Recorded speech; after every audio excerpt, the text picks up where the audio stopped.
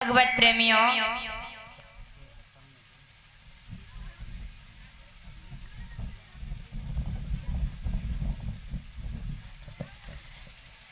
भगवान श्री कृष्ण ने कंस का वध किया। खुशी की लहर दौड़ गई कि भगवान कन्हैया ने कंस को मारा। सभी प्राणी खुश हुए। प्यारे भक्तों, सभी देवियां खुश हुई।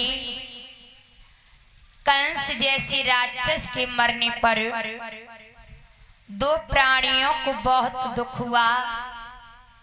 वो कंस की दोनों पत्नियां हैं, अस्ति और प्राप्ति हैं।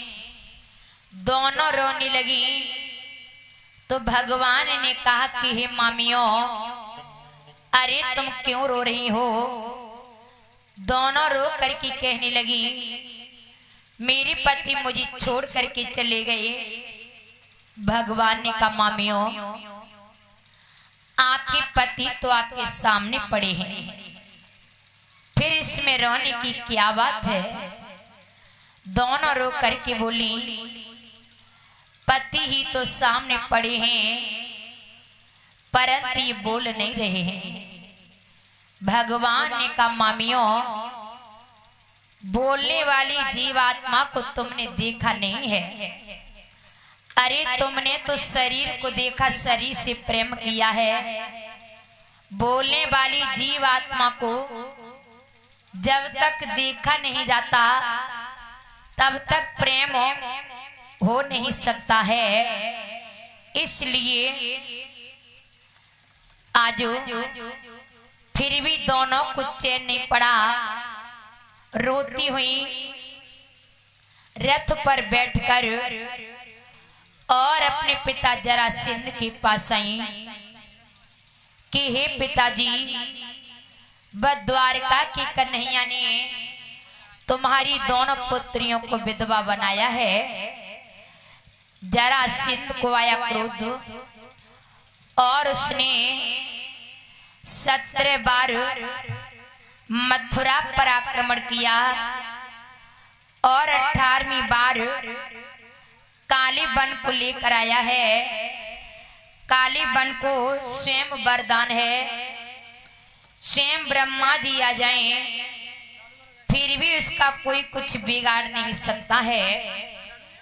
काले बन ने करे, मूर्ख, बचपन में तूने बहुत सारी माखन की मटकियां फोड़ी होंगी, लेकिन आज तुझे हम मटकी की तरह फोड़ेंगे। भगवान ने कहा, भैया ठीक है, हम और आप लड़ेंगे, परंतु या नहीं, एकांत में लड़ेंगे, जहां आपको और मुझे कोई देख नहीं रहा हो। काले बन कहने लगा, यहीं लड़ो, तू मारा जाएगा तो किसी को दया आएगी तो बच्चा भी लेगा। भगवान बोले, भैया जब लड़ना है तो बचाने की तो कोई बात ही नहीं है। तो आज काली बन भगवान को मारने के लिए जब चला, भगवान ने सोचा काली बन से हम अपने प्राणों को कैसे बचाएं। अरे काली बन को स्वयं ये वरदान है, स्वयं ब्रह्मा जी आ जाएं फिर भी उसका कोई कुछ बिगाड़ नहीं सकता है। तो भगवान कन्हैया को मुचकुंद जी की याद आ गई, जो धौलागिरी की कंदरा में सो रहे हैं। जब देवताओं में और राक्षसों में युद्ध हुआ, मुचकुंद जी ने घमासान युद्ध किया और राक्षसों से विजय पाली। तो देवताओं ने कहा कि हे मुचकुंद जी, तुम्हारे कारण हम देवताओं ने राक्षसों से विजय पाली। अब तुम हमसे मांग लो, बोलो तुम्हें क्या चाहिए।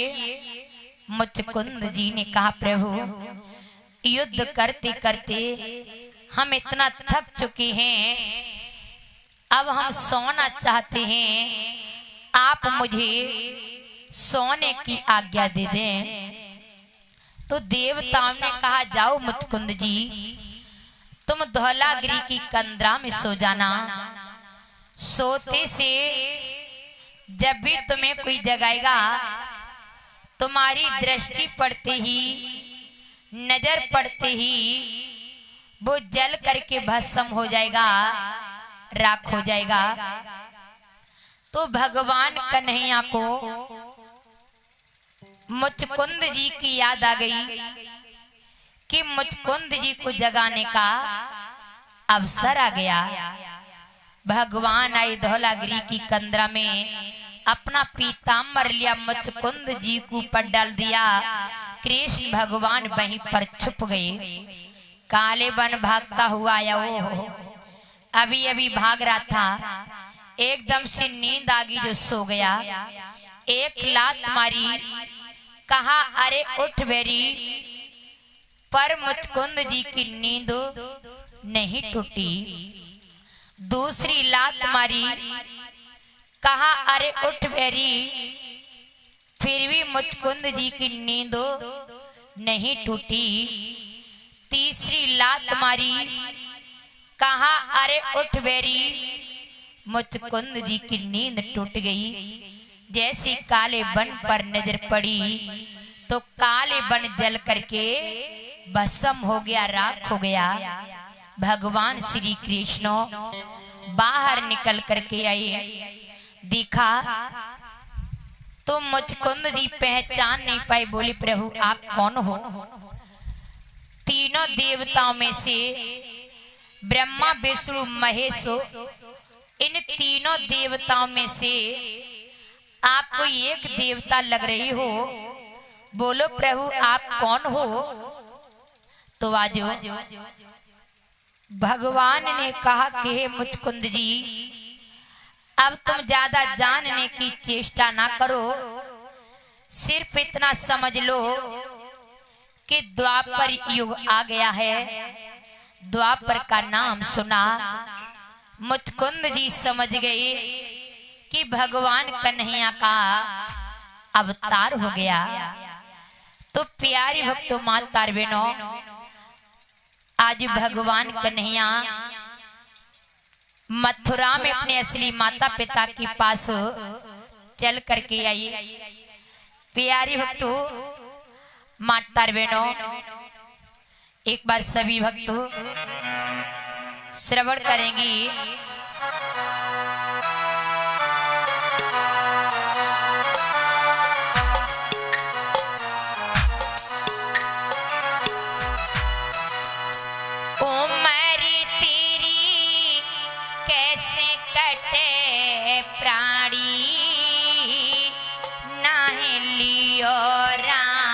को नाम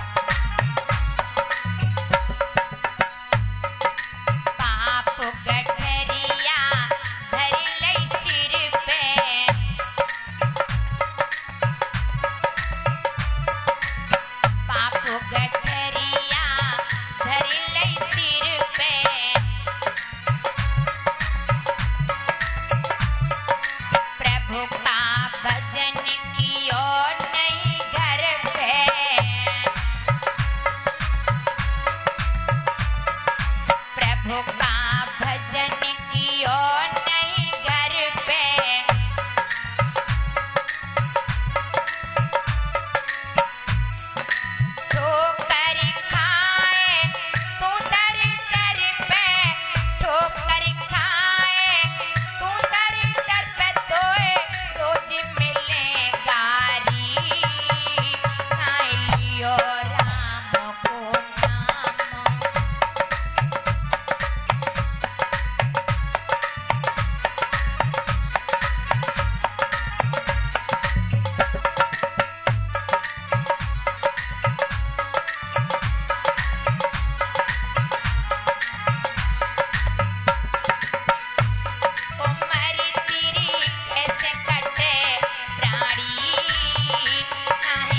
लियो राम को नाम।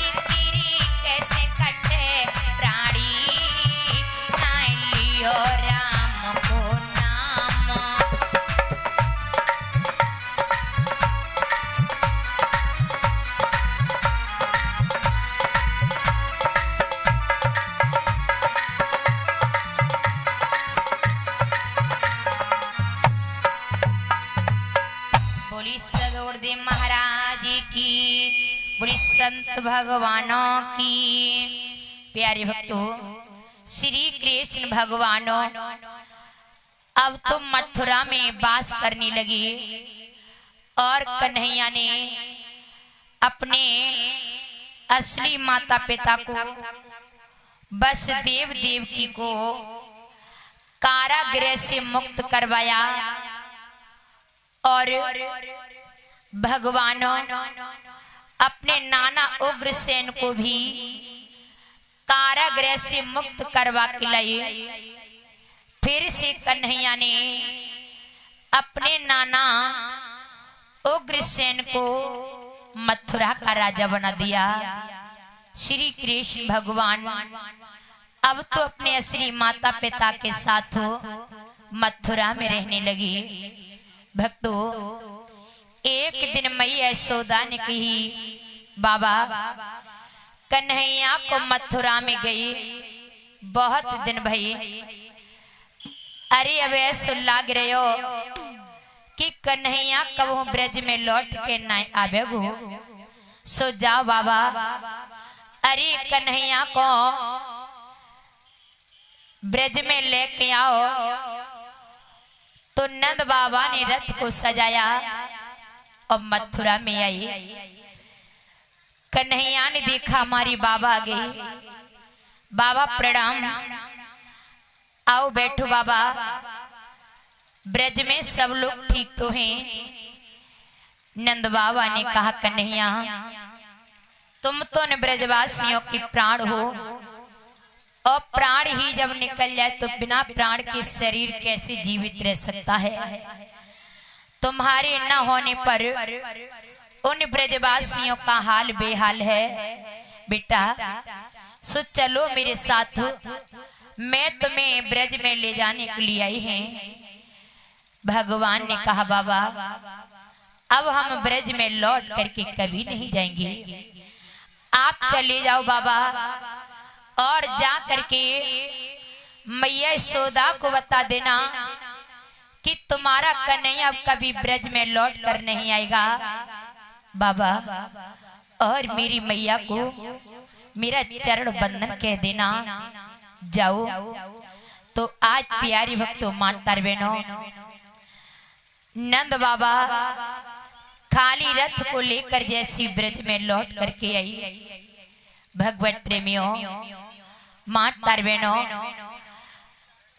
गोपियों ने देखा कि मेरे बाबा आ गए। अरे बाबा आप आ गए, कन्हैया को ले आई, बोलो। तो बाबा ने कहा कि हे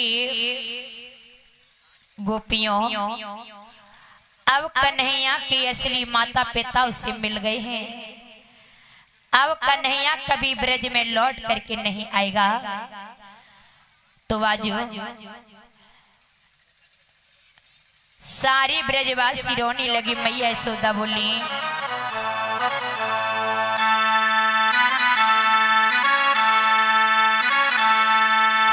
कि गोपी मंडल रो करे बोला, गोपिका बिहारी कहाँ गए।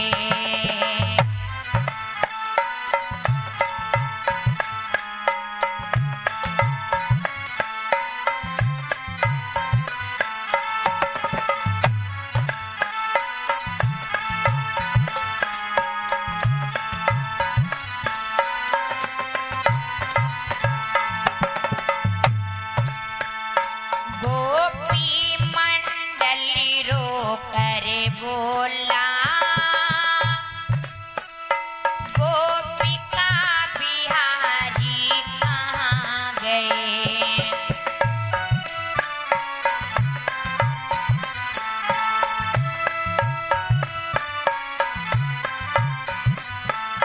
यशोदा माता जी कहने लगी ओ लाली हजारी कहाँ गए।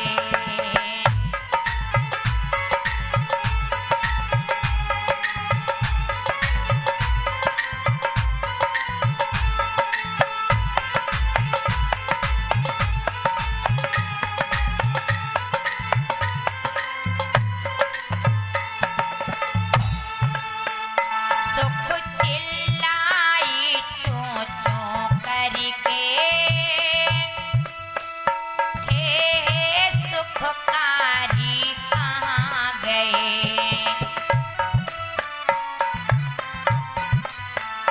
मैं नाई बोली बार बार हे विपिन बिहारी कहाँ गए।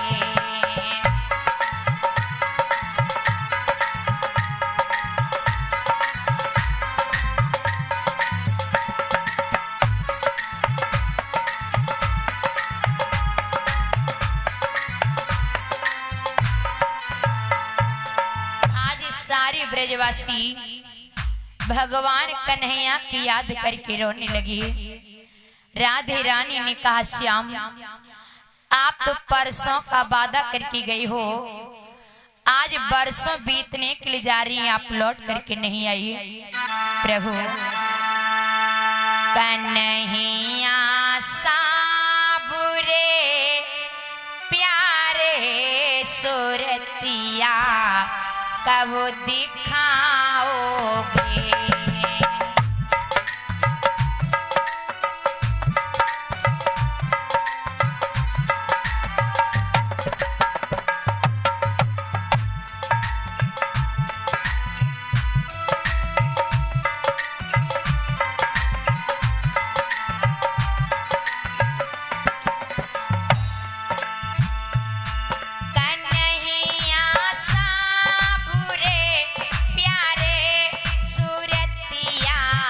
कब दिखाओगे।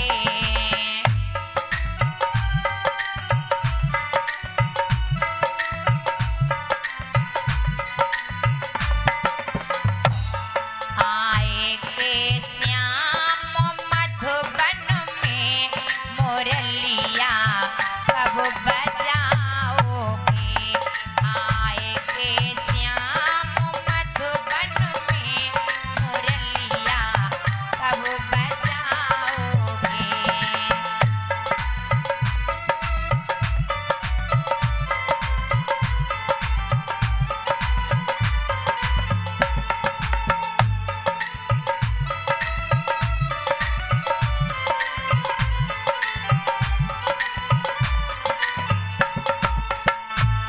कही थी श्याम परसों की मिलेंगे तुमसे आकर के।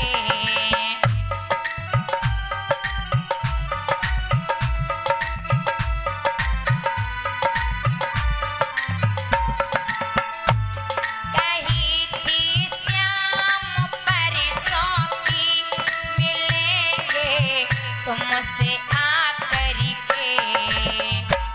गुजरे बरसों गई अपनी झलक फिर कब दिखाओगे।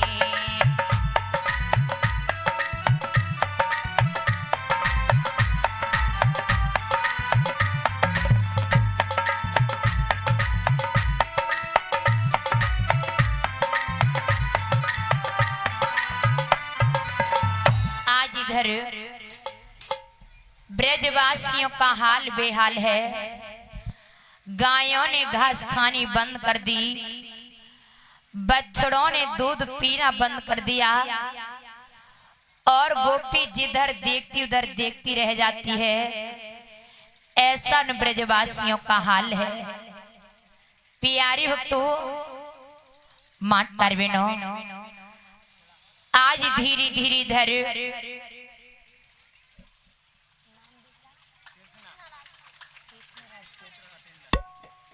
और कृष्ण राजपूत अत्यंत भैया के सुपुत्र हैं और बेटा माला डाल करके स्वागत कर रहे हैं। भगवान का आशीर्वाद बना रहे बेटा पर।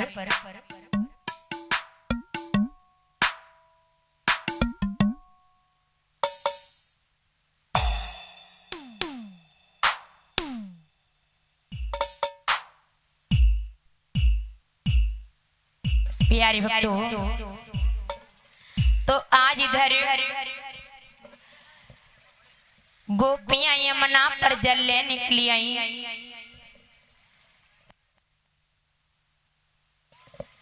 प्यारी भक्तों, मात तारवेनो, धीरे धीरे धर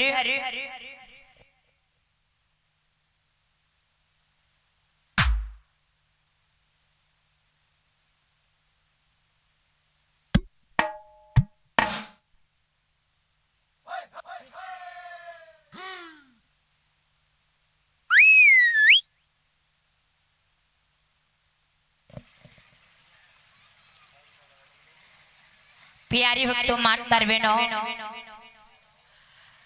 गोपियां यमुना पर जल ले निकली आई।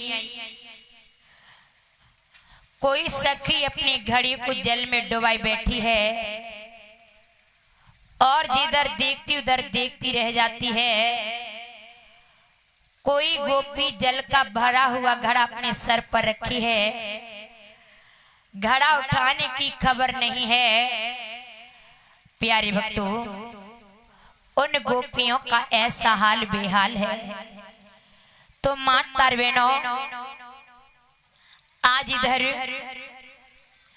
मथुरा में भगवान कन्हैया मैया यशोदा की याद करके रो रहे हैं।